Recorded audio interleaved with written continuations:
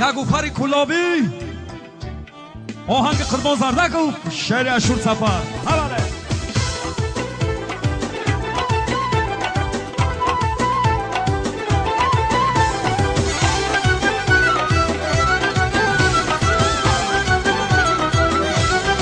نیهان ماز شبک شد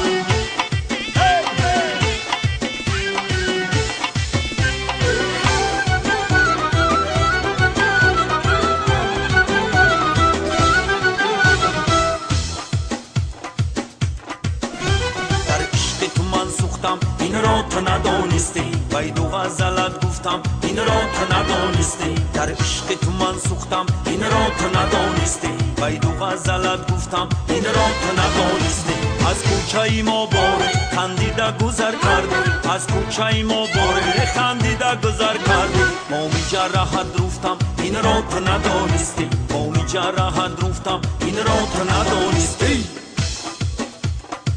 تو ندانستی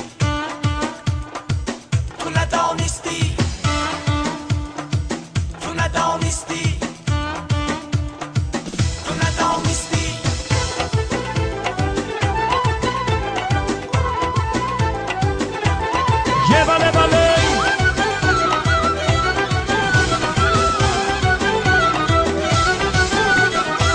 انا هم مصجا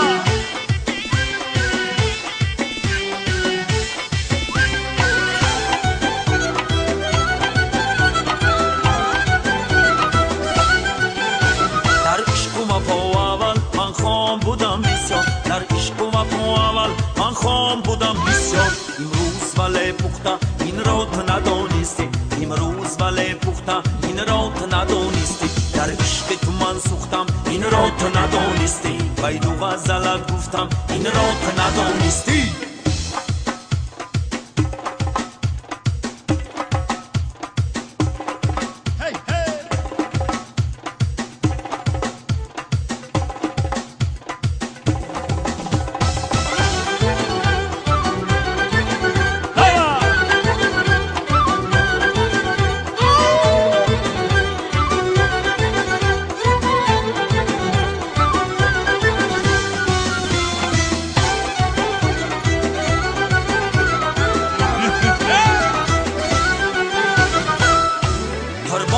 شور دل بار بی باکی را بس بیل ما بی باکی را بس بیل ما بی باکی را بس بیل ما قربان دا شور دل بار بی باکی را بس بیل ما یک بار مرا پرس کی میخواهی چی و کیستم یک بار مرا پرس کی میخواهی چی و کیستم در عشق تو من سوختم این را تو ندانستی وای دو غزلت گفتم این را تو